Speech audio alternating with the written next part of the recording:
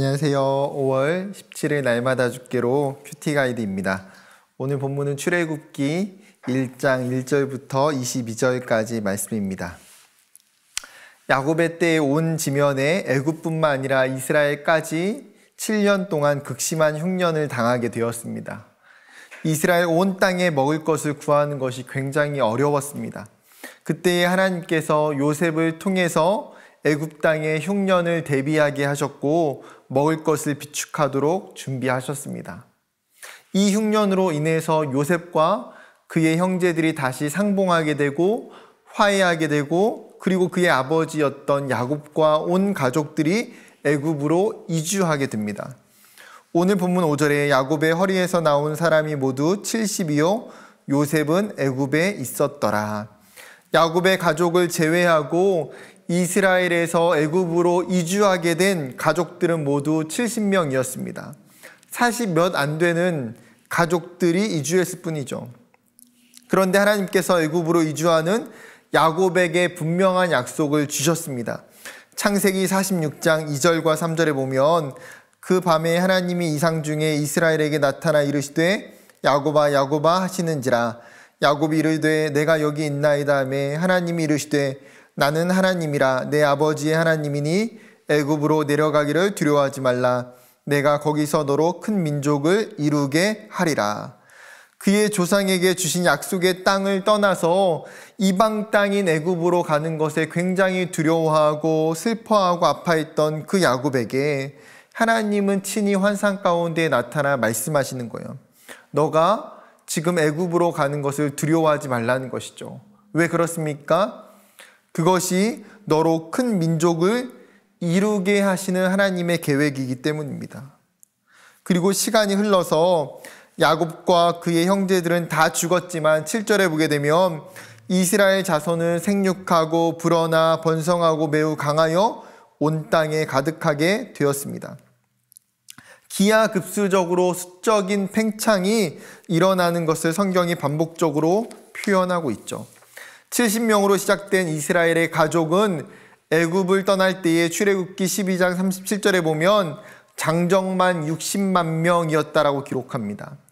애굽으로 들어간 지 430년 만에 이스라엘 가족 70명은 이제 가족이 아닌 이스라엘이라는 거대한 민족으로 바뀌어져 있더라는 것이죠.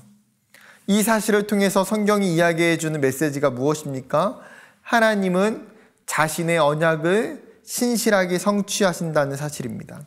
아브라함에게 약속하셨고 야곱에게 약속하셨던 그 언약을 신실하게 이루시는 하나님. 하나님께서 계획하시고 일하시기 때문에 애굽이라는 그 땅에서 이스라엘이라는 그 하나님의 백성과 하나님의 민족을 만드시고 준비하셨습니다. 그런데 하나님의 이 언약이 성취되는 그 과정 속에서 어떠한 위협이나 문제가 없는 것은 아니라는 사실입니다. 하나님의 약속이 성취되기까지 엄청난 위협과 문제와 고난이 있더라는 거죠. 8절에 보게 되면 요셉을 알지 못하는 새 왕이 일어나 애굽을 다스리더니 수많은 시간이 지나 왕들이 바뀌고 이스라엘 민족이 성장하면서 이제는 요셉을 전혀 알지 못하는 왕이 애굽을 통치하게 됩니다. 그러자 어떤 일이 일어났습니까? 이스라엘을 견제하고 그들을 억압하고 통제하려고 합니다. 왜냐하면 이스라엘이 애굽보다 더 많아지고 강해지는 것에 두려워하기 때문이에요. 10절에 이렇게 이야기합니다. 자, 우리가 그들에게 대하여 지혜롭게 하자. 두렵건대 그들이 더 많게 되면 전쟁이 일어날 때에 우리 대적과 합하여 우리와 싸우고 이 땅에서 나갈까 하노라 하고.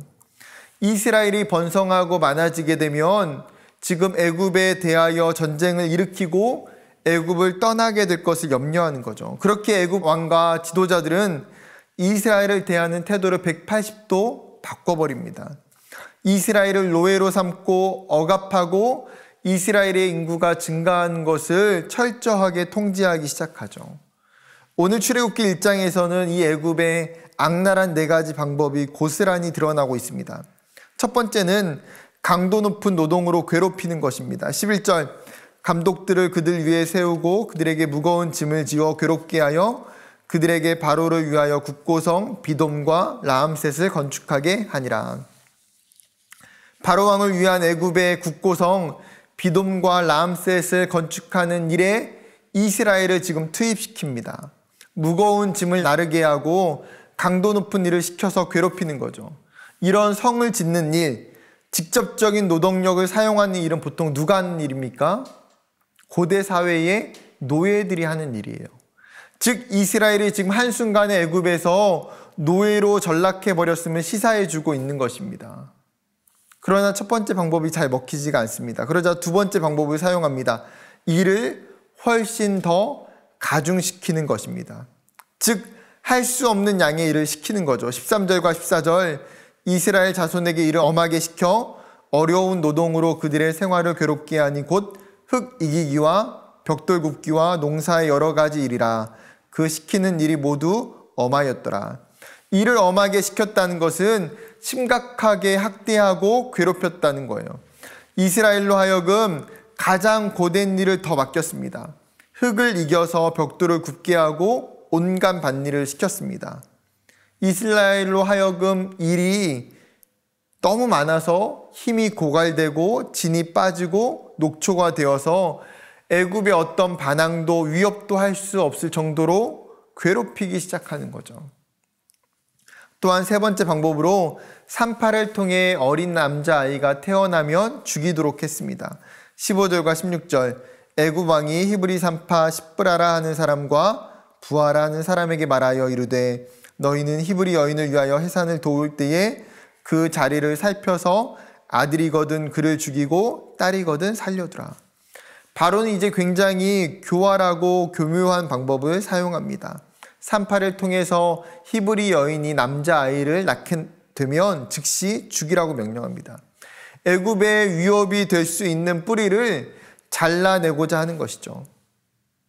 한 걸음 더 나아가서 네 번째 방법으로 아들이 태어나거든 나일강에 던져 죽게 하도록 합니다. 22절입니다. 그러므로 바로가 그의 모든 백성에게 명령하여 이르되 아들이 태어나거든 너희는 그를 나일강에 던지고 딸이거든 살려두라 하였더라. 이제는 더욱 악랄하고 공개적인 방법을 사용합니다. 사내 아이가 태어나게 되면 그 아이를 즉시 나일강에 던져서 죽게 하라는 것이죠. 사내 아이가 태어나는 것을 막을 수 없게 되자 발견하는 즉시 사내 아이는 모두 자라날 수 없도록 애굽에서 살아날 수 없게 만드는 것입니다.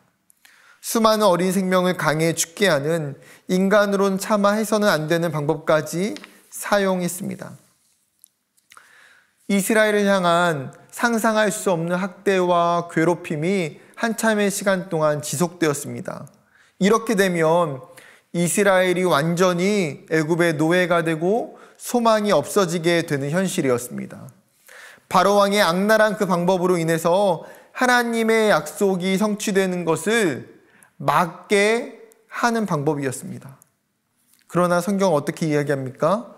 그럼에도 불구하고 하나님이 일하시고 붙드시는 것을 우리에게 알려줍니다.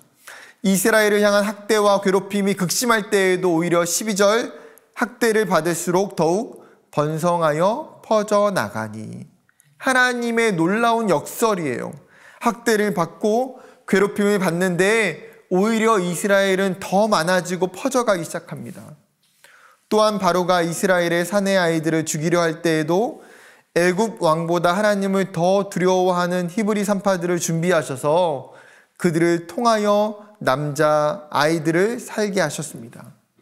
우리가 아는 것처럼 남자아이가 태어나 나일강에 버려질 때에도 하나님은 모세의 부모를 통해 모세를 안전하게 나일강에 띄우게 하셔서 강에서 죽어야 하는 이 아이를 통해 이스라엘을 구원하고 인도하게 하셨습니다.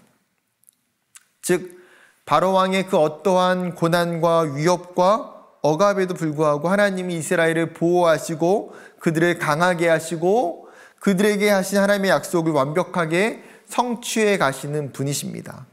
세상에서 가장 큰 힘을 가지고 있고 가장 악랄한 바로왕이라 할지라도 하나님의 신실하심을, 하나님의 섭리와 인도하심을 막을 수 없더라는 것이죠. 사랑하는 여러분, 이스라엘을 이끄시고 다스리시는 하나님께서 우리의 삶에도 동일하게 간섭하시고 인도하시는 하나님이신 줄 믿습니다. 그 하나님이 우리 각자에게도 하나님의 계획과 언약을 이루어 가시기 위해 지금도 일하시고 역사하시는 줄 믿습니다. 세상에 그 어떠한 방해와 위협이 있을지라도 이 신실하신 하나님을 신뢰함으로 말미암아 하나님만 경외하고 고난 앞에 담대히 나아갈 때에 반전을 이루어 가시는 하나님, 은혜를 베푸시는 그 하나님을 경험하며 누리게 되기를 주님의 이름으로 축복합니다. 감사합니다.